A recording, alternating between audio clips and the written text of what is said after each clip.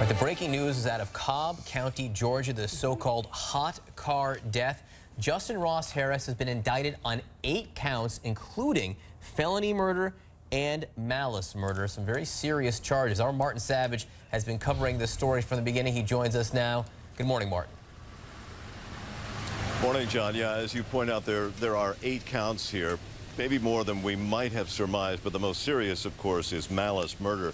Just summarizing really quickly that comes from this indictment, it says that the accused person, that of course is Justin Ross Harris, in Cobb County in the state of Georgia on about the 18th of June, that's the date in which all of this went down, did unlawfully and with malice aforethought cause the death of Cooper Harris, that's the 22-month-old child, a human being, by placing said Cooper Harris into a child seat and leaving him alone in a hot motor vehicle contrary to the laws of the state, the good order, peace, and dignity thereof.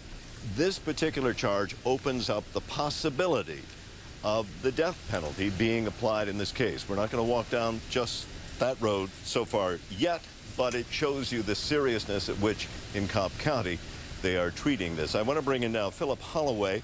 He is a former prosecutor in Cobb County. He's also a defense attorney. What did you make of this indictment, Philip?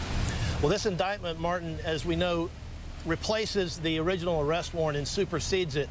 It means that the prosecutors at least believe that they have enough evidence to prove that there was premeditation, that there was deliberation, and that there was some planning involved in this, such that it arises to the level of malice. That's something more than mere intention. That shows under Georgia law, an abandoned and malignant heart. We talked about this, and you mentioned the word sinister.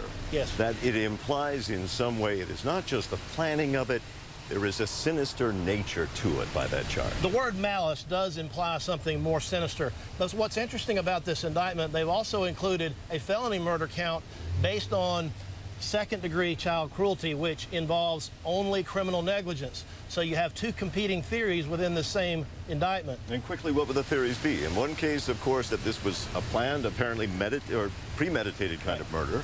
Clearly, the prosecutors believe they have enough evidence to support the charge, or they would not have put it in there. However, a good strategy that prosecutors sometimes employ, if a jury has a question about whether or not it was intentional, it gives the jury a fallback position to still convict someone of murder under these circumstances. And then I want to bring out, there are 2 other counts here. Count 7, which is dissemination of harmful material to minors, and count 8, dissemination of harmful material to minors again.